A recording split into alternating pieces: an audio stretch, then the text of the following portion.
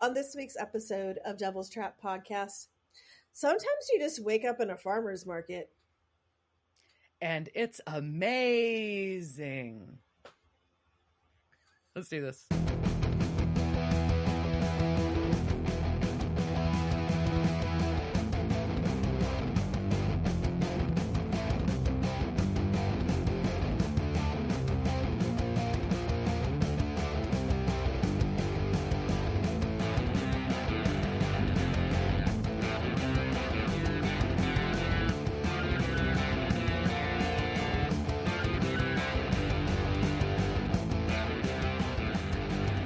Welcome to this week's episode of Devil's Trap Podcast. I'm Diana. And I'm Liz. And we're going to talk about Season 8, Episode 7, A Little Slice of Kevin. A little slice of Kevin. Sounds delicious. Does it? Oh, not really. Poor Kevin. I don't really want to eat. Most Kevins I know I very much like. I do not want a slice of Kevin. Yeah. So I feel like it's the loaded question. Like we always do a catch up, and I was going to ask what you've been up to, and we've both been kind of busy, so it's kind of a lot. Yeah. But what you got? What you got? You see, you say that, but then as soon as you go, I'm like, I don't know. I mean, tomorrow is my last day of work, so I don't know. Like that's going to be a pretty huge thing that happens tomorrow, and then like I'm jumping off a bridge into whatever new life I find on the other side, which is terrifying, but oh the naps I shall have. And yeah, I feel like I know like we did a lot of stuff. I know I went a lot of places, but I drove so many miles and I flew so many miles, and like it just is like a blur. I'm like, what? Where did I go? How? And then it was like, I'm just back here. Okay, it's over. Like, I don't know where I went. Yeah, I went to Ohio and saw a band and went and sold a bunch of shit and did a lot of stuff. But this weekend, I'm very excited, is the Paranormal Circus, which I didn't know was a thing that exists. But like they travel with the circus tent. Like it's going to be at Rolling Oaks Mall. But it's all like horror, not horrors. I mean, probably horrors. I don't know. Hopefully, you're saying horrors, and if you can't see, I'm not saying horrors. Like if I'm Scottish, horrors. So I'm very excited to see aerialists and whatever else they do there. I have no idea what they're doing, and hopefully that'll give me, the continued motivation to get back on that. You just got to get back on that hoop. So you just gotta fall. When you fall off the hoop, you just got to get back on. I think I'm allowed to get back on them. So hopefully that happens soon. But when I was asking my friends, I was like, what does one wear to the Paranormal Circus? And the answer I got was blood and leather. I'm not exactly sure what blood and leather means, but me either. I feel like I have a pretty extensive wardrobe, and I don't know if I have anything that says, quote, blood and leather. No, but I wish I had something that said Night Circus, because that is my favorite book, or one of my favorite books, and one of my favorite aesthetics. So maybe I will try and get something. So that's my exciting news. You used to have a room decorated like that kind of. You used to have kind of that vibe, and I did a lot. I did vinyl cutouts from I took one of the book covers is done sort of like a cutout. Paper cutout, so I took that and then I did it into vinyl and did it on canvas, and then I had the book cover going around the room. But back when I lived in a place that was decorated and not just a pile of things to hang. But anyways, so I'm excited, very very excited for that, and I'm terrified of sleeping in. I've already started having panics because I do have so much to do, but the not having work responsibilities is a weird feeling. So I can't imagine. But yeah. Hopefully, you'll be staying occupied, so it's fine. Yeah, hopefully my blood pressure will, no longer be elevated, and my Apple Watch can stop going off and being like, you've been sitting for a while. You know, your heart's not supposed to be this high, like when you're sitting, right? And you're like, shut up, watch. I'm fine. Yeah.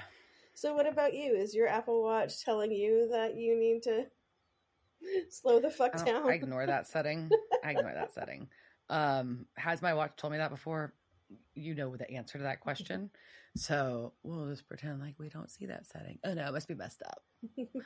Actually, my watch doesn't like to read my heart rate because of where my tattoos are. Things I've learned. Yeah, Apple Watches don't read very well through tattoos, which is weird. Interesting. But okay. So, yeah, no, I mean, I've been busy. I feel like there was something else in there too somewhere. Oh yeah, I went to a rock and roll show, and then saw my friends' bands last, and Jonathan Jeter and the Revelators, and J. Isaiah Evans and the Boss Tweed, and Messer Chups, and then got to go out of town for work, where I went to the Ameripolitan Music Awards and Weekender in Austin, Texas. And I feel like I hit a pretty solid try. Saw a bunch of amazing artists, a bunch of friends, good people, business connects, all the things. I feel like I was telling you a bit ago, I feel like I had a good trifecta for Austin for country honky tonk vibes, Saxon Pub, and Broken Spoke, where a little old man did ask me to two-step, and I feel like that's a gold star moment. And yes, it is. And then ended up at the White Horse, where we stayed till closing. And then next day got to go to the awards at the ACL Live, which was really cool. And then you're so fancy. And there was an after party at the hotel. It's like, it was kind of bonkers. Like they had like after party, like lobby jams with bands. Like the bands just would like come back from the bar. They just jammed till like 4 a.m. For the record, I was not up till 4 a.m. ever, but that's what other people were. Yeah, I was not. Fun. But yeah, it was pretty cool. So yeah, and then I went and saw Beetlejuice the musical, and not on the same trip and consecutively, but since we've spoken, and it was really good. I strong recommend. It's don't expect the movie. It's not, but also be prepared for a lot of vulgarity, because in a good way, it's fun. Yes, and I know like the movie hasn't gone into production yet. I think it has. I think it might have. I know they were announcing casting pretty consistently, so I think they might have started. Yeah. The 2025 release. 2025, is that when it's releasing? I think it's this year. This is 2024. Is it 24? Oh, yeah. Okay. I mean, Jenna Ortega is going to be in it, and I think that's Lydia, just a really, really great casting choice. And Winona was returning as Lydia, so it's going to be, and also Catherine O'Hara, you're a fucking icon. Fucking yes, I adore her so much. She brings me joy. maybe I'll do like you know I like my themes, so maybe I'll do like a Catherine O'Hara marathon. To support maybe go. Like what is I possible? Because you can hit, that's a broad spectrum of maybe stuff. You can too. go so far, fun. Like, and I've never finished like Schitt's Creek, so it'll give me like an excuse to finish it. Oh, David! So, shit, I lost my train of thought. Anyways, let's talk Catherine about O'Hara, but it's okay. Yeah. So I don't know. Talk about Supernatural. Let's talk about Supernatural. Let's talk about why we're here. All right, and a little slice of Kevin. So this was season 8, episode 7. And it first aired November 14th, 2012. It was directed by Charlie Carner, and this was the only episode of Supernatural that he ever directed. And he had previously worked both with Jim Michaels and Bob Singer in the series Midnight Caller in the 1980s. He's most well known for directing numerous TV movies, as well as the world-famous, acclaimed theatrical film Witless Protection with Larry the Cable Guy. And he has a movie that is in pre-production, and it's based off of the Mike Chapman book Lowell Park. Have you ever heard of this book? Okay, we're going to take a quick sidetrack into the plot summary of this book, because I was like, what is this Lowell Park thing? This is the Wikipedia summary. Set in 1990, Jenny Bricks lives in Iowa City. She is a history buff. She even has a Ronald Reagan picture when he was in his 20s as a lifeguard. When she goes to a meeting, a very old professor has a heart attack. Panicking, she uses CPR on him, thus saving his life. After a few stops to the hospital, he asks her which U.S. president she likes best. She answers Ronald Reagan. So then the professor tells her that she can go back in time and meet him. She is shocked, but the professor keeps telling her, but it's true. She finally believes him. He takes her to Dixon, Illinois, and that's where Ronald Reagan's childhood home was. But then she's like, you've got 80 hours to stay out of the time zone, or your body's going to go to something, something, something. I don't know. She goes into a time machine, but it's set to 1832 instead of 1932. So then she meets Abraham Lincoln, and Abraham Lincoln develops a crush on her. And then she meets Chief Blackhawk during the Black Hawk War. And then all of that is straightened out. She goes back to 1932 with less than half the time that she started with. She gets to meet a young, handsome Ronald Reagan going past her to save a person from drowning. So then she gets some friends, Scooter and Betsy. There's a dance. She dances with Ronald Reagan and her brother. And then while she's dancing with Ronald, she falls down the steps with him. They get a crush on each other. They go on a few dates, and then she has to go home. I don't know if she gets pregnant with Ronald Reagan's baby, and that would be a great thing. But anyways, yeah. In the epilogue, like Reagan visits Dixon the final time. It's just a weird story, but apparently that's a movie that he's making. Weird. I don't know how I feel about that. There's a whole bunch of we all know time travel is stupid, but this was also written by Brad Buckner and Eugenie, so that's probably why it was highly enjoyable. So that is our background of our production for this, and we start off in Randy Raccoon's preschool. Yes, Randy Raccoon's where we teach your children to be trash animals. Is that? I don't think that's their motto. That's not their slogan. But they do have their kids doing indoor activities outdoors, which I guess is raccoon inspired, because like painting and some of the games they're playing are definitely indoor typically activities, but they have them all outside. Sure, whatever. Either way, there's a kid covered in paint, so the teacher takes him to the bathroom to wash him up, but it's not really a teacher, she's a demon. Yeah, and honestly, she's like, no, like, if you're supposed to be, like, finger painting, not body painting, but I look like this all the time.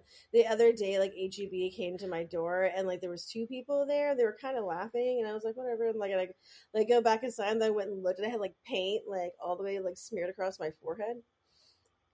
And I realized that I would just, I just had conversation with them, and I was just like, hey, how's it going? And they were just like crazy lady with her paint on her face. That's hilarious. Yep. Okay, well, so the teacher is a demon. She's a demon. Teacher's a demon. Demon. Has him in the bathroom. Has a little boy in the bathroom. That don't look good. It's all weird. No, don't look good. And then light is flashing from behind the bathroom. And then there's a massive, like, windstorm thing happening out of nowhere. And all the kids are screaming. And then the kid and the teacher are disappeared from the bathroom. Poof. That's a surprise tornado. Yeah.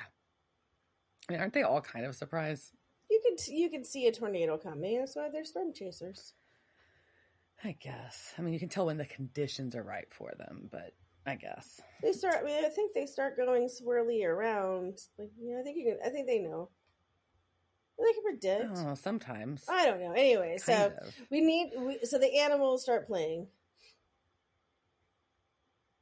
Yes, we've got to get out of this place by the animals. And Dean is driving Baby down like this really like wooded road, and he sees Castiel walking down the side of the street, and he's like, the fuck? And he goes back, and all there is like this giant bear holding a sign for the Twin Pines Resort. And you follow that bear, because I don't know, if I see a bear holding a sign, I'm just going to do what the bear tells me. Yeah. And back at the cabin, Sam's like doing research. Drinking beer, which Dean has brought more beer. Yeah, this is weird now. We are moving into heavy. This is where I start getting concerned, really concerned about their alcoholic tendencies. And so I'm pointing out in all the episodes how much these boys are fucking drinking. So much beer. All right, so they start drinking now, and Dean's brought more beer in. And they're just like, Sam's like, what's up? And Dean's not like, I just saw a bear holding a giant sign, because that's what I would. I don't think I wouldn't even get him through the door. I probably would have told him, like, called him and like showed you would have gotten a picture of it. It would have been on a Signal chat. It would have maybe been on Twitter. Oh, it would not be on Instagram, because I no longer have an Instagram account. Remind me to circle back with you that later. Oh, noted. All right. Okay. I knew there was something that was supposed to tell Diana, and that is I no longer have an Instagram account. Okay, so Sam is just like, "What's up, Dean?" And Dean's like, "Nothing." You look like you saw a ghost. A goat. Well, and Dean's like, "That's fine."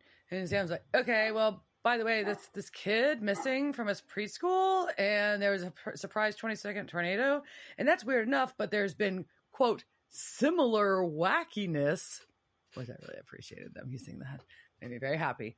In Tulsa, a bus driver disappeared and a river overflowed with frogs. And in New Mexico, a mailman disappeared and the earth split open. So is it everything is demons, but there's nothing connecting these victims. Yeah, demons. But then, no, Stuart's being tortured. And I don't know how I feel about this. Like, Crowley's torturing Stuart, and it's kind of hot. Very upsetting. And to be clear, when we say Stuart, we mean Samandriel, the angel, played by the same actor who plays Stuart in Letterkenny. His name is just Stuart. So, but anyways, I just don't know how I feel. And he's still in his Wiener Hut outfit but he's like all bloody, and he's still hot, and like Crowley's being all mean, and he's like poking him with a blade, and he's like still hot. Crowley's torturing Stuart Andriel for names, and he finally says, like, the next generation's not born yet. And he's like, fine, I'll come back for more later. Bye. And Crowley walks out from this little torture room into this other room where there's this like weird round table with lights in it. Like, I don't know what the fuck's happening. I'm like, did we just enter like an abandoned Star Trek like set? I don't know. Was it a game show set? Was it like, what happened at this table? Why was this table created? How can I get this table? Can this table be a giant Simon game? Because that is exactly what I want to do as I'm looking at it. And it's just like, why don't those things go, and you have to follow them around? I don't know. All the abducted folks all these people have been abducted are sitting at it. They don't appreciate this table. They're just like, what? No, they don't. And we see the little paint kid. So he's not dead. We see the paint kid. He's all right. Yeah. Correct. So we cut, though, out of the scene to an abandoned diner where Kevin walks in Kevin Tran! Gets promptly. Yeah, Kevin Tran. We get Kevin back. Here's our little slice of Kevin. And he gets a bucket of water dumped on him immediately. So apparently Tiger Mommy, Linda, yay, she's there too. And she has rigged up this bucket to dump water on him every time he comes back in case he's possessed. And he is pissed because he's like, no, I'm not possessed. We have hex bags. We have sigils. We have the tattoo. I'm not possessed. Please stop dumping water on my head every time I open a door. But I would also be like, it's also funny. It's not only like I can like see if you're a demon, but also I get to dump a bucket of water on my kid's head every time he walks in the door. Fuck yeah. Like, this is a great mom time. Why not? Linda owes him. He wrecked her van. Didn't he? Oh, he took it. Yeah. I don't know. He did. Yeah, I think she owes him. He's supposed to be in Princeton. Instead, they're like doing this shit. All right. So now she's mad because they're living in an abandoned diner on the road in these ratty places and hiding. And she said, "No, I'm tired of running. I want to take a stand." So what does she do? She went to Craigslist. Of course she did. And hired a witch off Craigslist.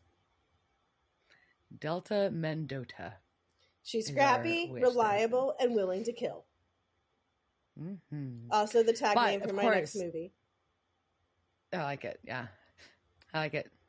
Yeah, scrappy. Mm-hmm. Yeah, that sounds right.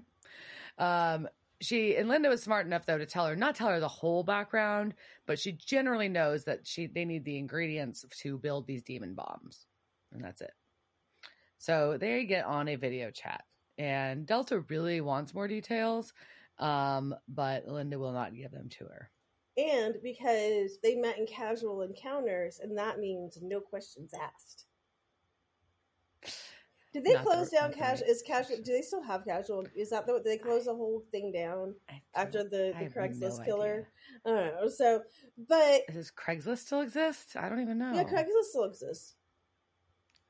Yeah, you can go in there and like look for apartments or houses, but never actually like So anyway, so casual encounters, not what Linda Tran thinks it is.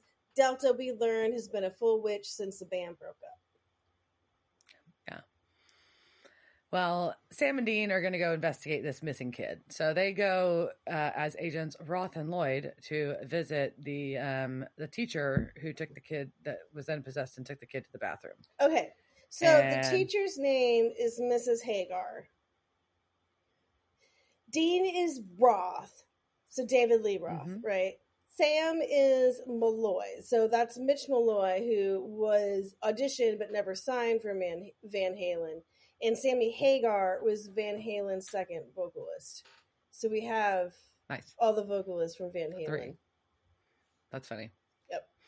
Well, they're there, and Sam pulled a good trick, though, while they're trying to talk to her. She's like, I don't remember anything. And so Sam pretends to be on the phone and starts saying the words to an exorcism. And like Dean's like, oh, yeah, no, it's just code, so to protect you, blah, blah. And nothing happens. So he stops, and he's like, oh, by the way, did you smell sulfur? And she's like, how did you know?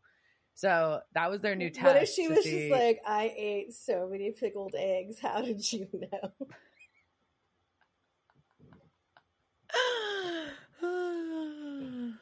I mean, hey, who knows? Who knows? Or that kid might have. That kid, man. Those kids all probably look pretty smelly. We don't know what he did in that bathroom. Outside. They were outside kids. And the outside bathroom in a park. Sulfur would smell better than that. That bathroom that's probably sulfur. Like littered with junkie needles too. Anyway, so. Oh, well. At the motel, Dean's researching while Sam sleeps, and there's lightning, and he sees Castiel outside the window again, but it disappears. Who can it be now? And Sam wakes up and asks him what's going on, and Dean tells him this time and tells him about seeing Castiel on the road too.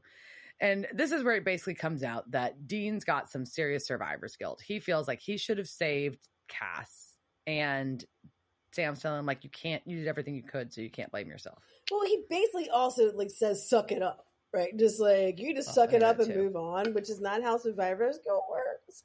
But whatevs. All right. So, but then we also like he sucks it up and sucks it right into a flashback, and it's our threesome.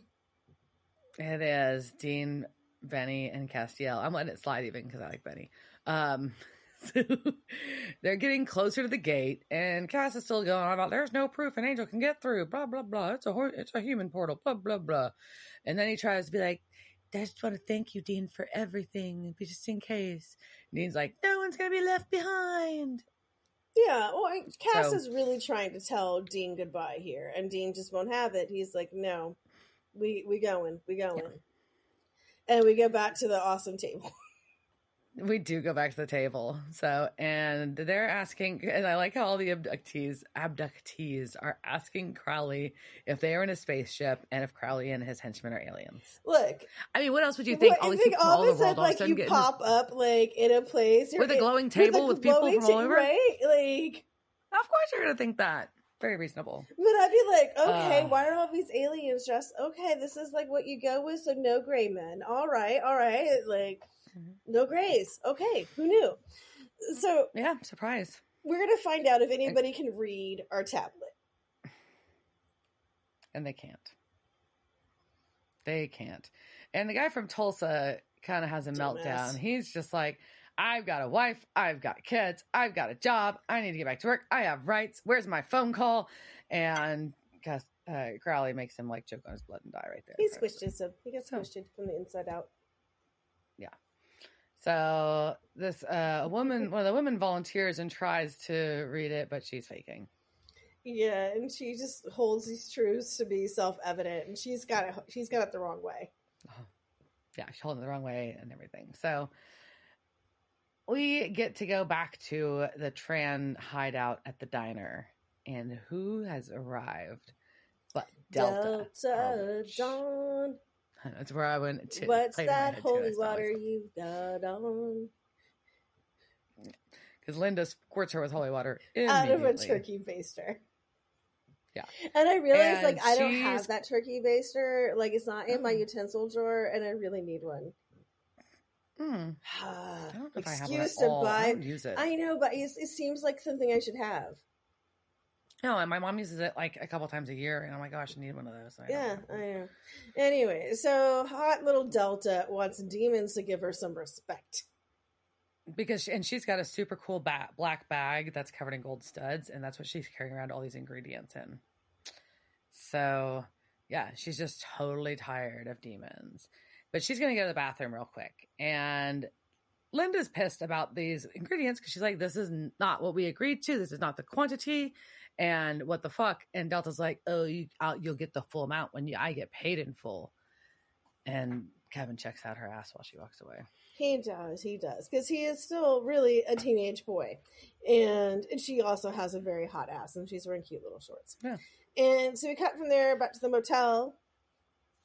Yeah, and this is where Sam has discovered that the disappearances, abductions, are not just happening in the U.S. There was actually a guy on a subway in Rome, and when he was snatched up, there was a freak hailstorm. It's me, Luigi. So his name was Luigi Ponzi. Y'all could try a little harder, but okay. So at this point, we've had a bunch of things talking about weird weather. And so what we're going to do this week is we're going to talk about things that have rained from the sky. And I have taken these from a list. There's a gnat flying over my face. And of course, because I've got it wants my wine. That wants its wine. So we are going to talk about 10 things that have rained from the sky. I have taken this from Mental Floss's list article with the name that I just said by Will McGough, and that was really originally written June 6, 2022. But I have taken out 2 of the things that have rained from the sky and replaced them with things that did not. So I have to go through the list, Diana. You're going to have to tell me if this is real or bullshit. Okay?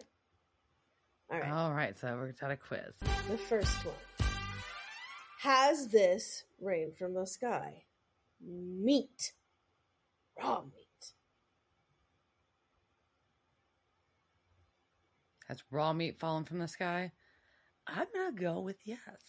Yes, there's at least 2 recorded instances in Virginia in 2012.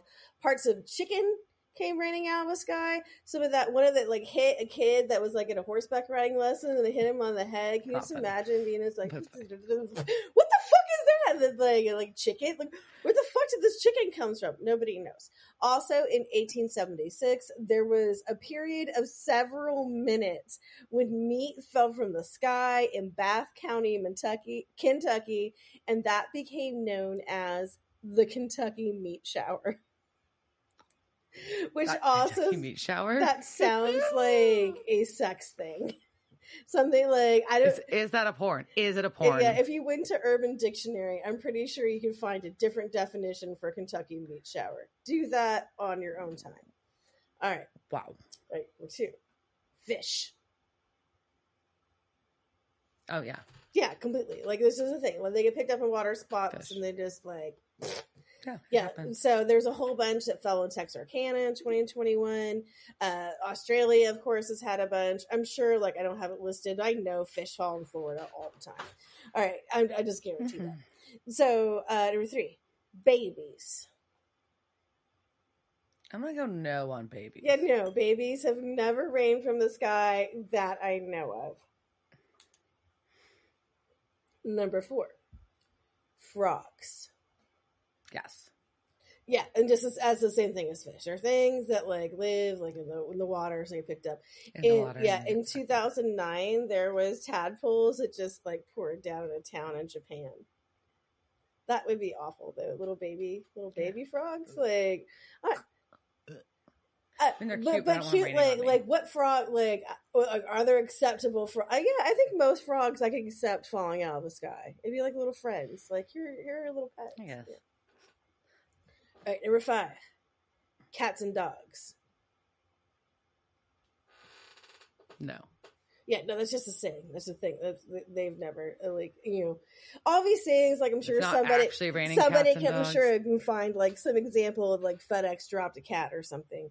I know dogs like went to space all the time, so I'm sure like dogs fell, like a whole bunch of astronaut dogs like fell out of the sky. Aww, but astronaut doggos. Astronaut dogs. Okay, number 6, sharks. Yes. Yeah, it was still in the ocean, right? So a leopard shark in 2012 fell on the 12th tee of a Southern California golf course. But it was alive. It was transported back to the ocean and released. And it had puncture wounds on it, and they concluded that a bird had picked it up and dropped it. So that shark wanted to live. Good for you, shark. I hope you got some fish. Right. Worms. I'm going to go with yes. And yes, it was disgusting. There is a gym class where it was the cause of around 120 worms. Doesn't sound like a lot because there was like bunches, like just like bundles of worms falling on people in gym class. And I'm like, it's bad enough you made me go to gym class and like I had to put on your fucking shorts, like, or I had to sit on the sideline and like my docs and be like, I forgot my gym clothes today. Anyways, yeah, like, but then like even like now there's fucking worms. Yeah. Golf balls. Rude. Yeah. Golf balls. Ooh, tough one. I'm going to go with yes. Yep. Popular Mechanics cited a St. Petersburg Times story that said dozens and dozens of golf balls fell on the town of Punta Gorda on the Gulf Coast of Florida in 1969. Water spouts in Florida are thought to be the reason why. All right. Mm-hmm. Money. I mean, I'd like to say yes, so I'm going to say it. Yeah. In 2007, and though there's been a couple of, like I saw one where like rubles are falling out of the sky, but this one was a motorist in Germany in 2007. There was a bunch of like euro notes that were like swirling around in the air, and so basically she got to be in a cash machine that was like on the road, and so she went and like grabbed them all, but then she went to the police and was like, hey, there's all this money, and I tried to here they are, and they went back there and all the cash was gone. Weird. So weird, right? Like that cash was there, and then she left, and then she came back and just disappeared. Who knows the great mystery of why nobody left that cash on the side of the road. All right, and our final one, and the most horrifying of them all, spiders. I'm gonna say yes. Yep, and they like build like parachutes and like just like parachute from the sky in Brazil. Yeah, it's horrifying. I don't like it. No. So those are all things. These are things that fell from the sky. Things that fell from the sky. I know. I'm just on a musical roll today. You are tonight. I'm impressed. Yep. All right. So going back to Supernatural and what is going to happen in our motel room. Castiel's there. Surprise! He's actually there. Hey, holy shit. Scruffy. Yes, Misha. He is dirty and scruffy. Yes, Scruffy Misha. And basically, apparently he couldn't come through before because he wasn't at full power. But Dean is just very sus about the whole thing. He's like, how did you get out? I almost died getting out of there. I don't understand how you could have gotten out of there. And Castiel's like, yeah, I don't know. I have no idea. I don't remember it. I was just like running from Leviathans. And then all of a sudden I was on the side of the road in Illinois. So I'm going to take a shower now because I'm gross. No. He does not say gross. He says, I'm dirty. Which I, of course, have captured. And there will be a gif of I'm dirty coming out later this week. This is what happens when Liz doesn't have a job. We're going to get some really, really perverted things. All right. So I'm dirty. Causes Dean to have a flashback. And in this flashback, we can really see that Benny's shirt is just wide open for some reason. I know why. Is it just for Tiana? No, just kidding. So Benny asked, I thought it was a very brief, interesting exchange here, though. Benny asks how they feel about faith, or if they have faith. And Castiel's like, not particularly. You're going to start shouting out all your dogs' names during this episode? Yeah, apparently. We got Kevin and Faith. I don't think there's any Albus in this, so here we go. And then as he says that, this leaf like floats in front and it directs them to the portal. It's this very weird, which is like a little blue glitter spot. It's reacting to Dean, which I thought was hilarious. It's reacting to you, Dean. So the blue glitter spot, that's the portal thing. I don't know. It's real weird. So Dean cuts his arm and Benny's arm, and they do an incantation. Yeah, and Dean Benny starts chanting into Dean's arm. Yeah, Dean starts chanting "Conjunti sumus unum sumens," which translates to "Get inside me." No, it doesn't. It means we're linked to your one. I love Diana's face. I was like, "What?" Oh, what? But that's basically what is happening. Benny's sucked into Dean. What the fuck is this Dean's metaphor? His forearm. He just crawls right in there. He's just. I'm honestly if this was the boys, I can. Sorry, this could go anyways. So, I have the boys in my mind. They just released a season 4. But so Benny is now inside of Dean, and not in a sexy way. Dean and Castiel have to run for the sparkly blue spot. I don't understand. So I thought and maybe it was just the angle of it, because it just looked like the blue spot was right there. Why are they running now? I thought, did they move away from the blue spot to put Benny inside of him? Was it an optical illusion? Why are we going uphill now? Because I would have started now we're climbing a cliff. Why didn't you go to the top and put Benny inside you up there, and then go in the portal? Makes no sense. And then you would have more nonsense. Okay. But now there's Leviathans, so it doesn't matter. Yeah, Levi's are just poofing in everywhere. And they're very much I've decided this is the Death Eaters in Harry Potter, when they they are kind of when they drop. Yeah, that's what the Leviathan are really reminding me of at this point. It's a gooier version. Yeah, they're gooey Death Eaters. Yeah. Yeah. There's a new candy that we're going to make. Ooh. Yeah. So back in the motel room, though, we've got, while Cass is bathing, we've got Sam and Dean talking, and Dean's just but Cass is naked in the other room. It's telling Sam, he's there's no way Castiel got out of there alone. I just don't, he's just very suspect about the whole thing. But Castiel comes out and he's spotless and his clothes are clean. So I guess he got some mojo back. Yeah, and there's this look on Dean's face where he's just that's the face I fell in love with.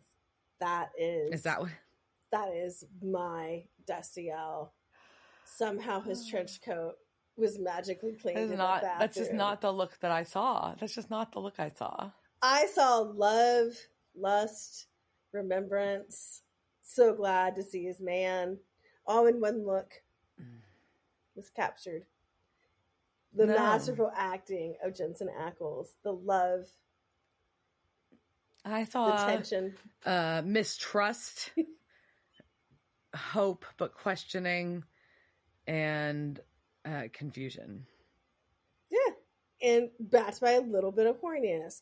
Okay, so then we go back to the witch.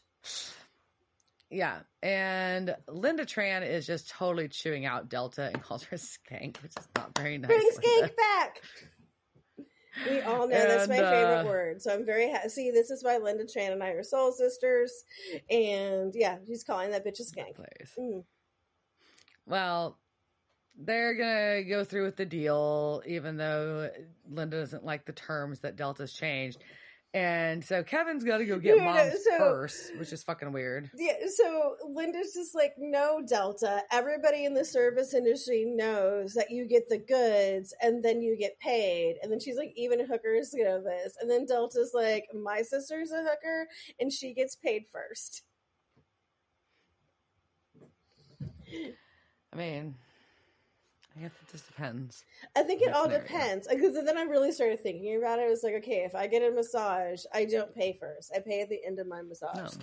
So I can walk out. But if I was a sex worker, I wouldn't trust no skanky ass man to pay me. So yeah, I think that just comes down to you just can't trust, your John. So anyway, Kevin goes to get Mom's purse. And then... But while he's grabbing it, he realizes that the salt line's been broken. Yeah, well, so this is where the hooker comment is important. Because when he's walking off, Linda Tran turns to Delta and says, "Your mother must be so proud." And Delta says, "She is. Of course, with my sister, the bar ain't real high."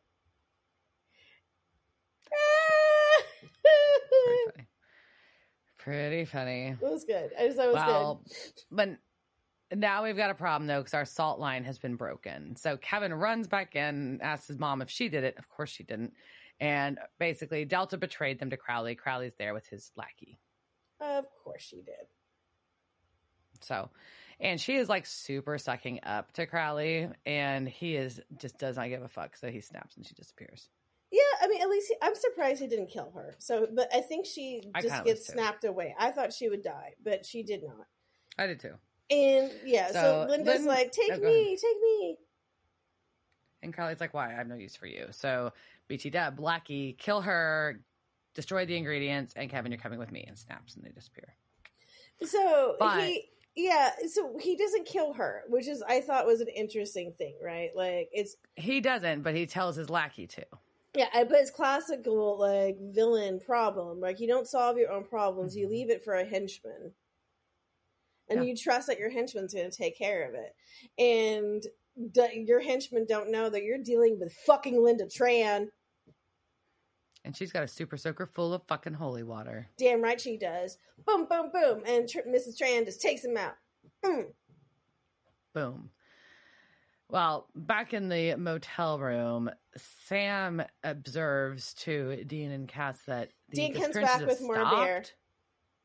Well, yeah, he does have more beer. You're right. Yeah, and Cass is watching TV, and Sam's on the computer. Sorry, guys. I just had to point out that Dean came back with more beer because we're just mindful of their intake.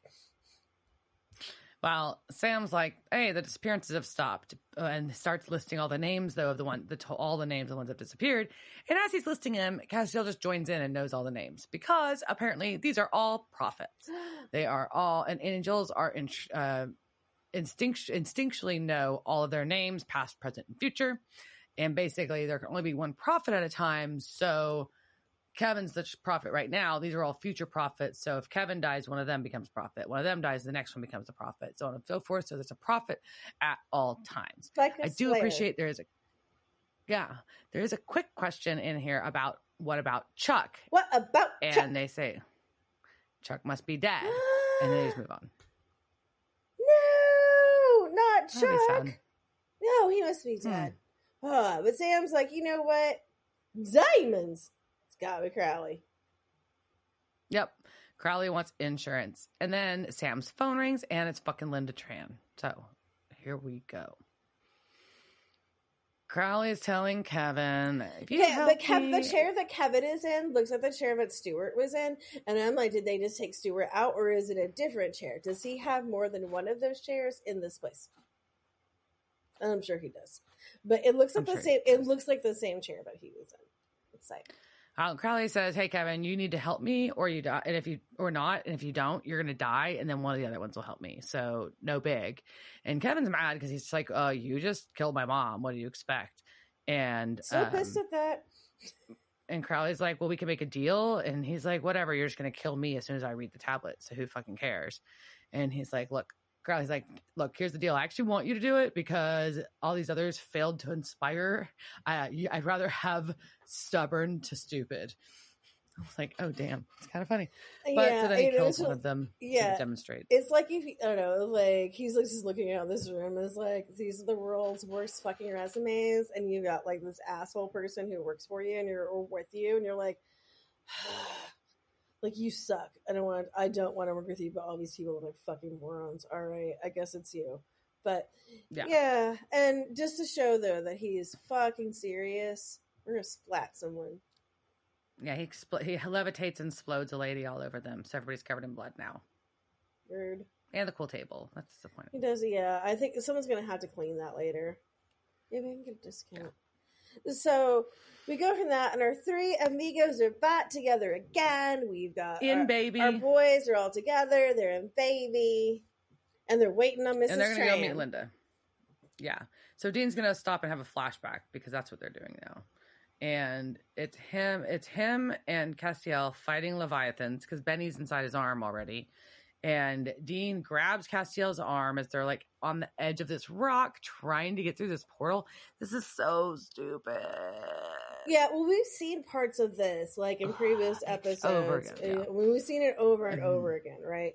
And there's a whole bunch of the, I got you! Cass! Yeah. I got you! Come on! And Castiel, like, not really trying, and his hand slips away. Blah. No. Blah. But I just love this, like, we've got the three boys are in the car, and, like, Dean's thinking about this. He's like, fuck it, Cass, outside the car now. And he's like, doesn't want to talk to his boyfriend in front of Sam, because it's like, this is personal shit, right? And, like, sometimes you just gotta be alone. So he's like, we gotta go outside the car. And so they go outside the car, and Dean's just like, you just gotta tell me, like, why, like, I gave up everything for you, bro. Like, everything. And I did not know. Wait, damn it, I have it in capitals, and I think I put in capitals wrong. So it was going to have a very, like, vocal, like, I did not leave you. But I did everything to get you out. And Castiel's like, wait, what? Pretty much about the whole thing.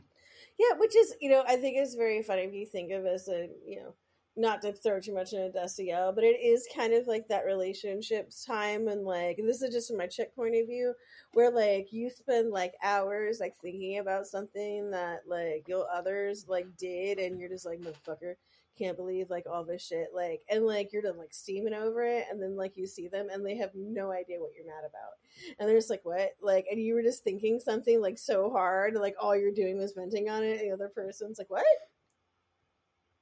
This wasn't about you. Like, yeah. But it's very sweet. Like, this whole, like, Cass being like, oh my god, like, you thought this was your fault? Like, oh, this is, like, you can see, like, how much that hurts Cass. I think that.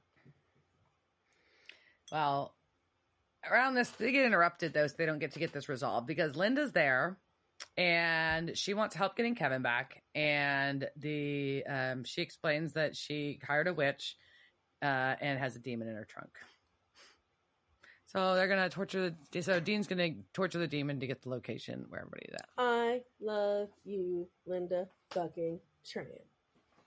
She's kind of a badass. She is a fucking badass. Like, oh no, you left me to be killed by this dude? Fuck you, this bitch is tied up in my trunk with a devil's trap on it. Well, in the meantime, it's good they're on the move because Crowley is cutting Kevin's pinky off. So, yeehaw. So Kevin's going to start translating. Yeah, he says he'll do it. He'll do it. And he really is this time. Like, this time it seems like he's not faking him. And he kind of starts with this bandaged hand. But Crowley is just not impressed with the information he's getting. He wants macro, game-changing information, not micro. Game changing. I love the way he says game changing. Do you? Shocking. So baby is pulling up to Diana's favorite warehouse. I swear to God, another industrial plant, of course. This one's white and green. It's cute. I know. Sure. In Atlantic, Iowa. And Sam promptly handcuffs Linda to the steering wheel of her car so that she can't come inside because they don't need to give Crowley any additional leverage. Yeah, Dean confirms location and then kills the demon. So they're going to go in. Yep. I do like the scene that we cut to with Crowley with a pinwheel, though. The pinwheel is, well, I have it as Crowley has a wee pinwheel, because that's all I always think of is the pig from the Geico commercial and the pinwheel. Wee! It's my favorite. It's one of my favorite pigs. It is good. It's a favorite too. How can you smile when you see that shit? Like, I don't know. So Kevin does find the section though about the in the tablet about defensive weapons against demons, which of course they already know about, and sealing the gates of hell. And that's when he gets Crowley's attention. Yeah, but Crowley wants to know. It's just like, what was God thinking?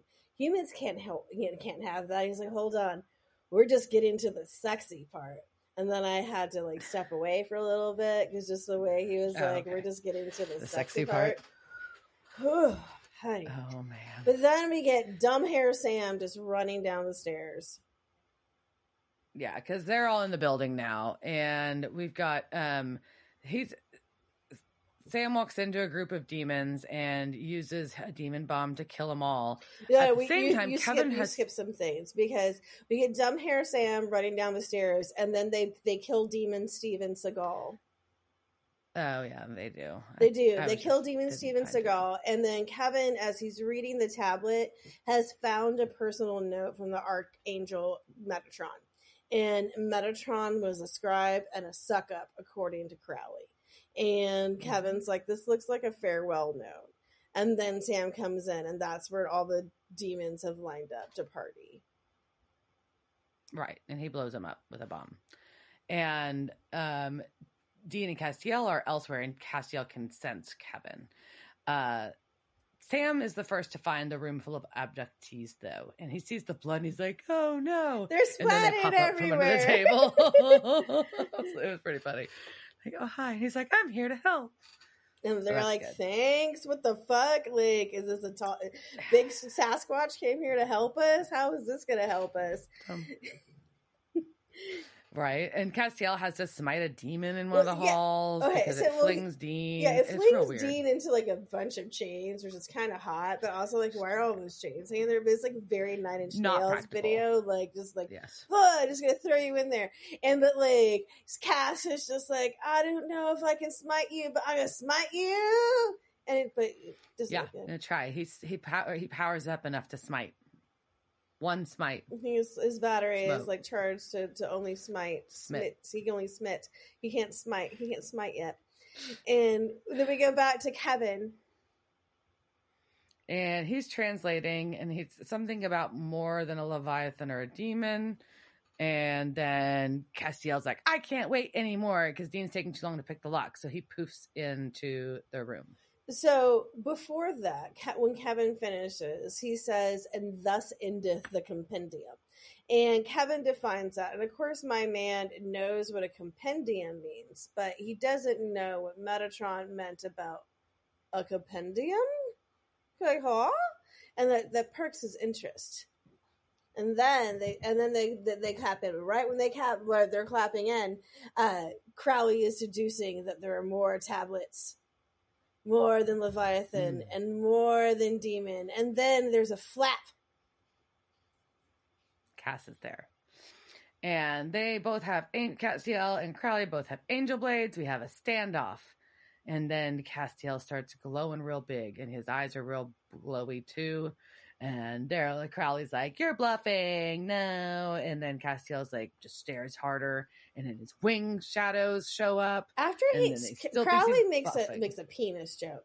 And Crowley's like, he's taunting him. He's like, you can get it up, but you can't keep it up because it's always about your dicks. Is there angel Viagra? I don't know.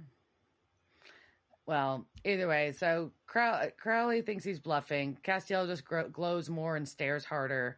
And then they grab for the tablet, and Castiel hits the table, and the table shatters, and the tablet breaks, and Crowley disappears with a chunk of it.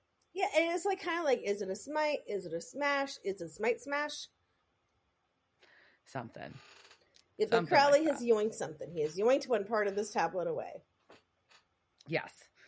And outside, now we're outside, and it's daylight, and la-di-da. And Sam's like, hey, Linda and Kevin, the cops are on the way to get all the profits. I will tell you that I almost, for here, I thought about having a quiz that came in right here where I asked you to name all those profits. Oh, fuck, I would have ruined that. Nope. And then I thought that was too mean, and I went with the Kentucky meat storm. Yeah. Kentucky meat shower. Let's get our Kentucky meat showers correct. Kentucky meat shower. Oh man! Oh my gosh! Slide into Diana's DMs about what a Kentucky meat shower is. All right, so cops are coming to pick up the profits that none of us can name, like the 7 dwarves.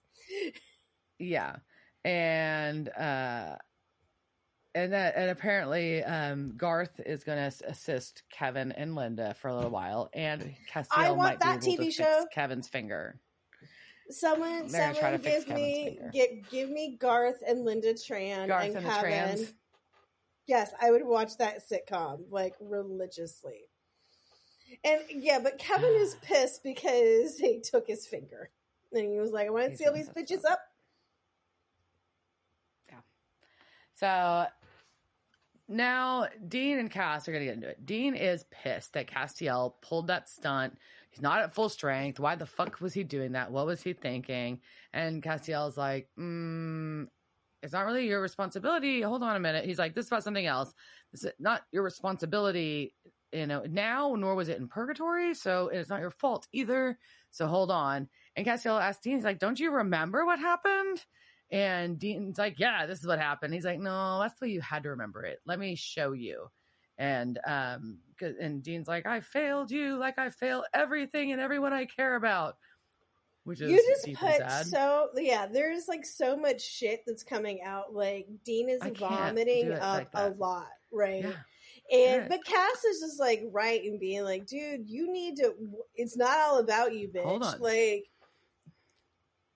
I know you think this whole like show is about the Winchesters, but sometimes there are other side characters in this, and our relationships don't always revolve around you, Dean.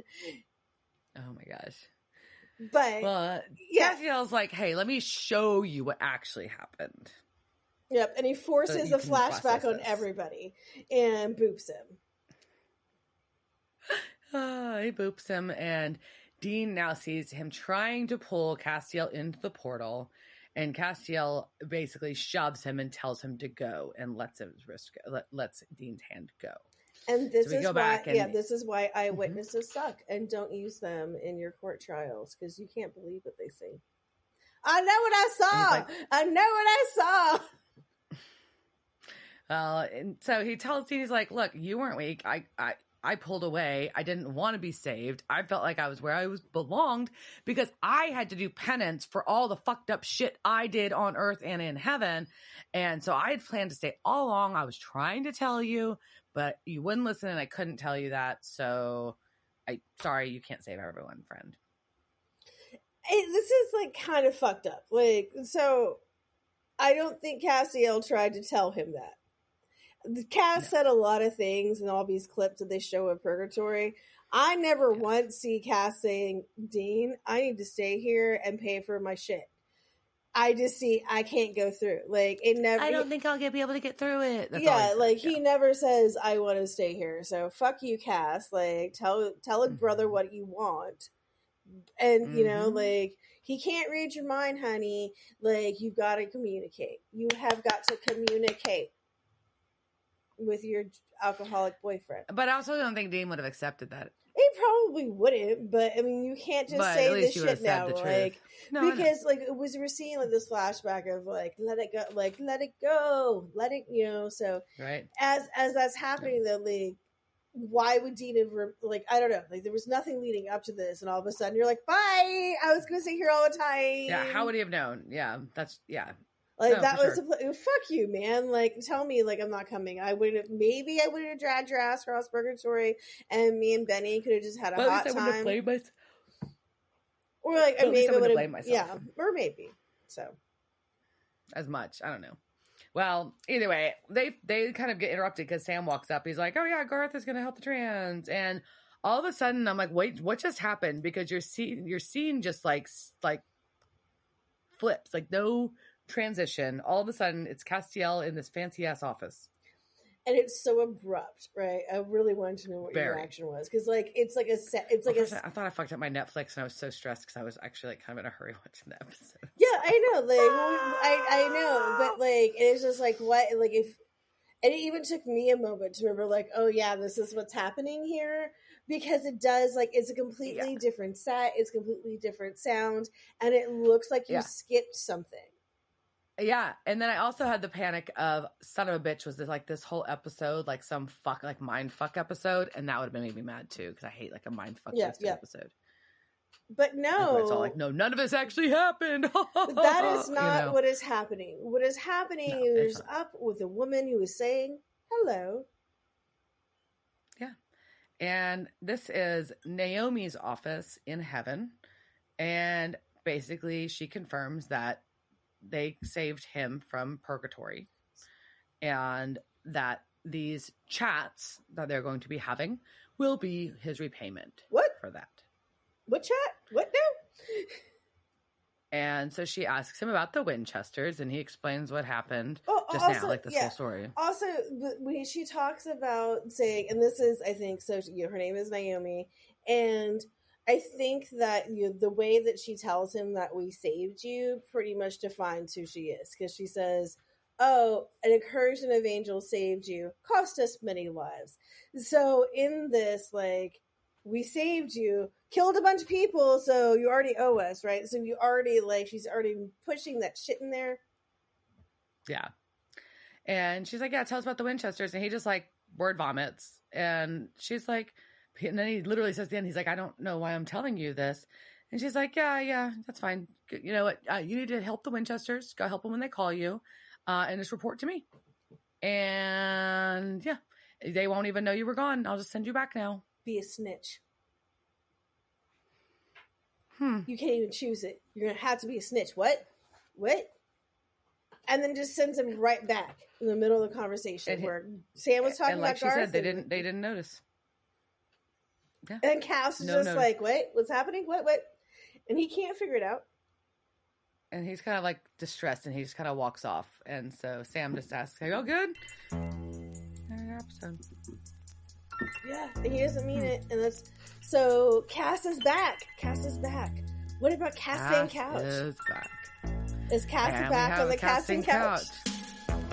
Casting couch. It's the casting couch. Were they on that show that time with that guy?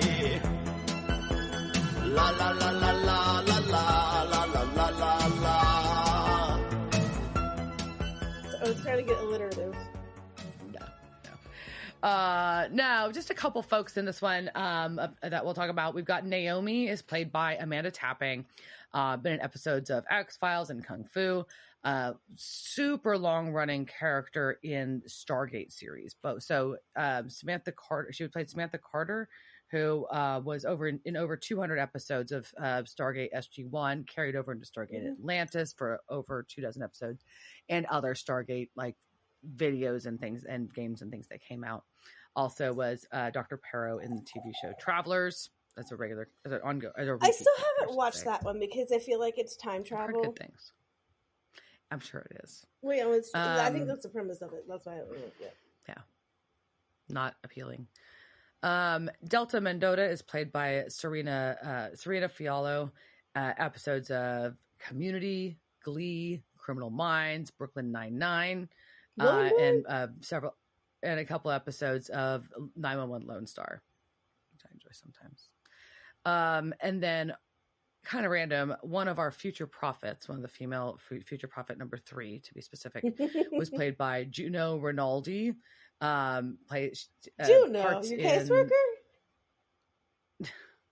Parts in Jennifer's Body, Tooth Fairy, episodes of Fringe and Arrow, and then there's a series that just ended that was pretty big called Working Moms, and she played Frankie and was in over 50 episodes of that. Nice, good for her. Yeah. So, there we go. So, what'd you think about a little slice of Kevin? Yeah, so I mean, it was actually overall a really fun episode. As much as like it was really, I think it was a cleverly written and fun episode. Plus, like we got to see fun people. Like we got to have Stuart, we got to have Crowley, we got to have Cass, we got to have a little bit of Benny. We got like even though it was flashbacks. You're like, Benny's shirt was open. But like I think that was and Linda, of course, like we all like Linda her. fucking Tran. I think it made it a fun episode. I think as much as it's it wasn't a total Bummersville because we actually like started to resolve some things, I feel like. So that's good. Yeah. I mean, and we found Kevin, so that's good. No, I don't think it was a bummer as much as, when we try and work out Dean and Cass's relationship, Like, sometimes that moves into Bummer's Land, and I think here, like, I think we started to see at least the communication about the problems that were in the relationships, like these are things that bugged me, were said.